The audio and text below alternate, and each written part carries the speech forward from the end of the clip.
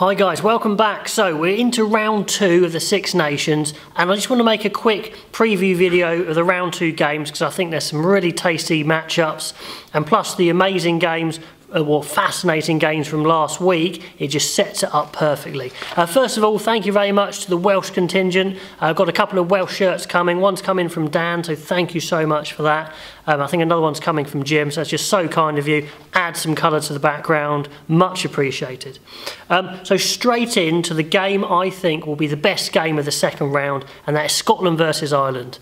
The psychology is fascinating here. Scotland, who won their first game, sensed blood in the water.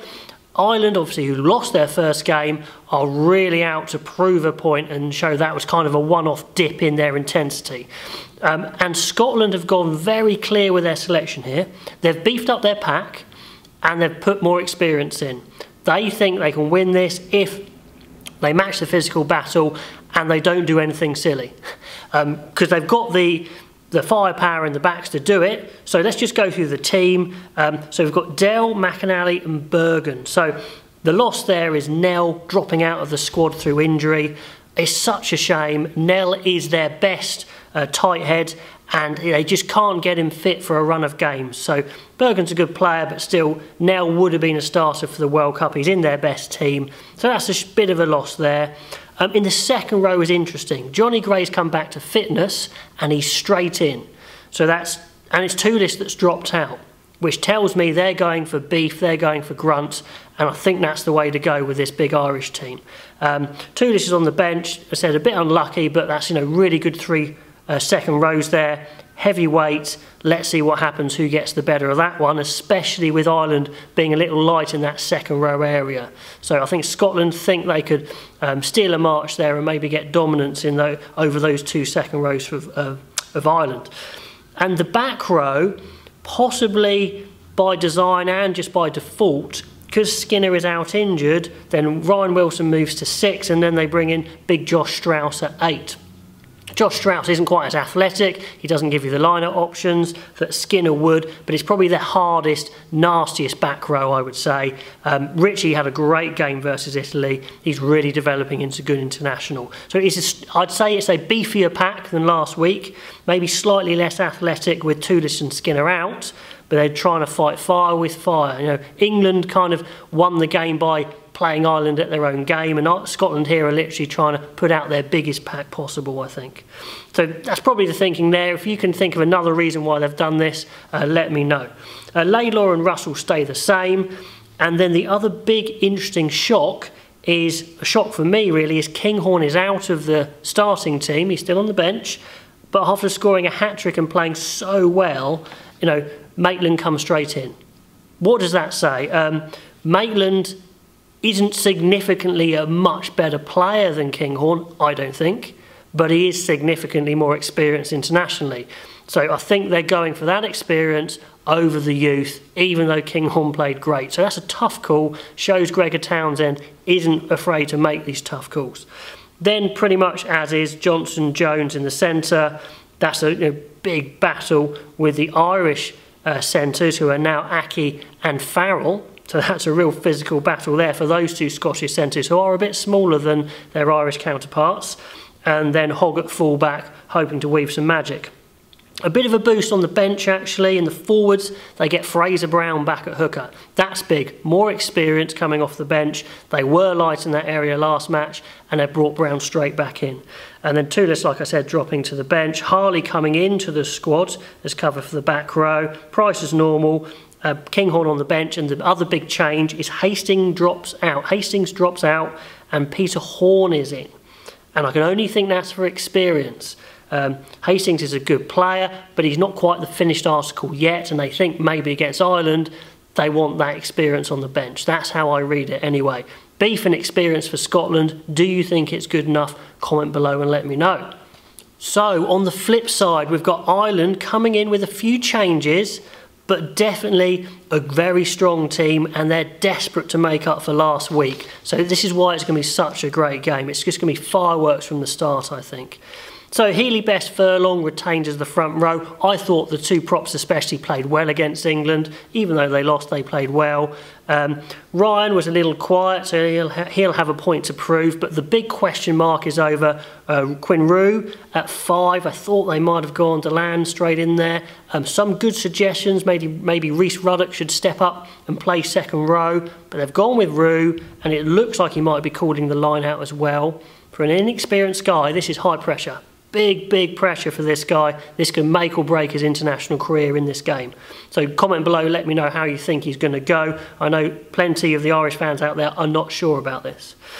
But the back row is quite clever actually, I like it. They've brought in Conan at 8, who's your specialist 8, in good form, been fit, playing well, technically very good. And they've put O'Brien in his more comfortable environment in the back row with 7. So Amani and Bryan as your flankers, that's really strong. And Conan's a quality player at 8. So I like that a lot. It's going to be a great clash between those two packs. A little scary with O'Brien coming in as an extra back row, as a bigger back row ball carrier. Let me know if you think that's the right call with Van der Flier dropping to the bench, even though he actually played okay last week. Then Murray and Sexton retained. It would take a lot to knock them out, even though they didn't have their best games last week. Stockdale stayed and Earl stayed. So maybe a little fortunate that both of them survived from last week. But they are the first choice wingers. And there's not a huge amount of pressure potentially. I think Conway, who's the next in line, is injured. Let me know if I've got that right or wrong. You could play Lama on one of the wings, but I think they're looking for him more as a fullback and an impact sub. So the wingers stay. In the centres, it sounds like Henshaw's got a bit of a knock. Is that an excuse? If it was a World Cup final, would he have been in? I don't know. Is it a good reason to leave him out after not a great game last week? But anyway, we see we see Aki with Farrell. That's a combination of Aki and Farrell, I think, Ackle. Farrell is a beast. Okay, if you haven't seen him play before, this guy potentially could explode onto the international scene. He's got that much potential. So watch out for him. Even though he's a big lad, he looks like a 12, he plays predominantly 13, and he's a serious handful. Big and rangy, very awkward to get hold of. Really looking forward to that. And then Carney's dropping straight back into 15. Hopefully he's fully fit and he's not rushed back in. And we hopefully will see an improvement in the defensive alignment of Ireland with him in there. Then it's the same sort of lineup on the bench. Cronin, Kilcoyne, Porter. Deland coming in. He's the 6th choice, a second row, but he is a good player. He's no mug, but he's inexperienced. Van der Flier on the bench, then Cooney, Carberry and Lama as before. So a very strong team. A few question marks in there over Quinn Roux calling the line out, but overall powerful, exciting. Who's going to come out on top? I'm still probably siding with Ireland as favourites, even though Scotland are at home, but it's going to be close. If Scotland can score a couple of quick-fire tries, get ahead of Ireland, we've seen that Ireland aren't the best at chasing and chancing their arm, chasing a game. But I don't know, I can see Ireland grabbing hold of this one, trying to stop Scotland playing. Anyway, I'll stop going on about that. Comment below who you think is going to win that match and what you think of this Ireland lineup. Then we're going to have a quick look at the Wales team. Now, Wales versus Italy is an interesting one. I think Gatland would have planned to rotate players for Italy, as all the big teams are going to do. It's no disrespect, it's just the chance to try players and rest a few players. And they have, like they've rested Alan Wynne-Jones, for example. We've got the reserve, if you like, the reserve front row playing, even though they're very good players. Samson Lee especially got maybe a chance to try and get back into that first choice place. Ball's coming into the second row to give Alan Wynne-Jones a rest. And he's got a chance because he was the partner with Alan Wynne-Jones a while ago before all his injuries. So let's see how he goes. Him with Beard there as a heavyweight second row. Wainwright gets a start. He's exciting. And then you've got Young as well at 7. That's such an exciting 6-7. I think they've got all the potential, all the talent in the world. And one of those at least could force their way into a starting spot even. Navidi's dropping to 8, just showing how versatile Navidi is and possibly why that's going to get him to the World Cup. So Aled Davies has been given the chance to have a go at scrum half. He's the 3rd choice at the moment. I think it's just to get him some game time, some experience if they need him for the World Cup. I don't think he's challenging the other guys just yet. And Biggar gets his opportunity. Biggar gets the big opportunity to show he's the man to run the show, and then there's going to be a hell of a debate in selection for that England game. We'll see what Anscombe can do when he comes on as well. He'll see this as a good opportunity to redeem himself a bit there. So fascinating, but after this game they're going to have to make a choice on who their best 10 is, and whoever starts for England, I think that's going to be the man, I think. We get to see Watkin at 12. I've been going on about it for ages. I think he's got probably more raw physical ability than Hadleigh Parkes, although Hadleigh Parkes may be a bit more subtle, a bit more all-round game and experience. But he's got a chance of sneaking in at 12, actually, so watch him. Jonah Holmes has been very good for Wales. He's coming in, North's dropping out. And actually, Holmes and Adams have got a good chance here, because I see them as a bit safer, potentially, than North, even though North's such a danger in attack. And Liam Williams retains 15, did so well last week. Then we've got Wyn Jones, Lewis, Jones as well on the bench, Alan Wyn-Jones on the bench, Moriarty's on the bench if they need him, Gareth Davis on the bench if they need him, Anscombe and Amos. So plenty of firepower on the bench if they need it. It looks like it's a run out for everyone else, giving everyone a chance. I think it's exactly what he would have done even if they hadn't played poorly last week. And finally, I'm going to leave England till last because I don't have their team right now, but he's only retained 25, so it's going to be 23 of them. So I'm going to have a good guess at it.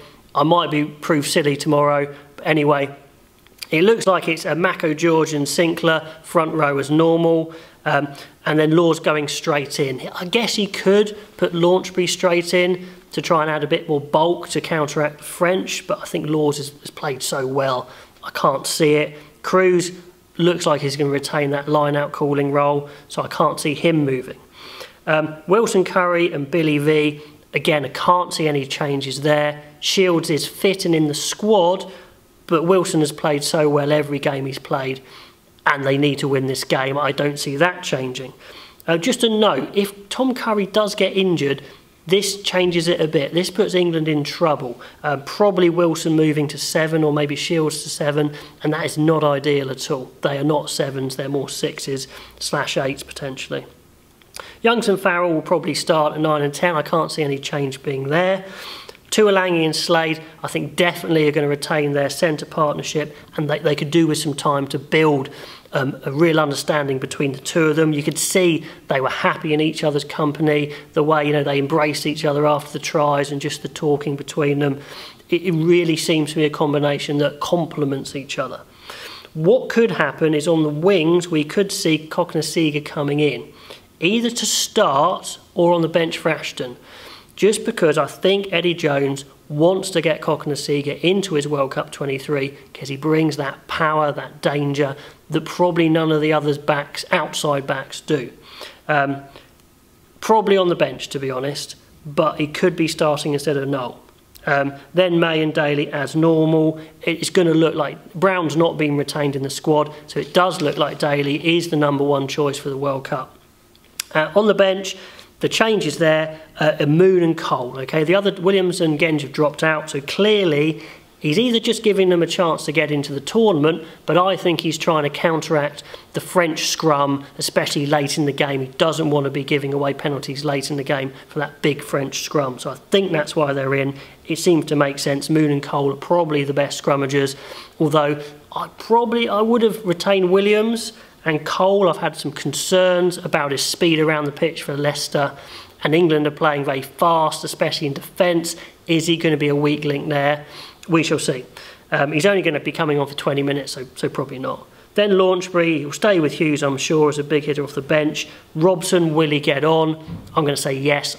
I think he's going to have to get Robson some game time if he wants to take him to the World Cup in these sorts of games. Anyway, I think that's how it's going to look. Tomorrow, it would either prove me wrong or I'll be right, but comment below how you think that's going to go. Is retaining those or getting those 2 scrummaging props in a good call? And it will Cokanasiga or Thokanasiga, however you say it. Is he going to start or is he going to be on the bench? Anyway, I will see you after those round 2 of games, and until next time, I will see you then.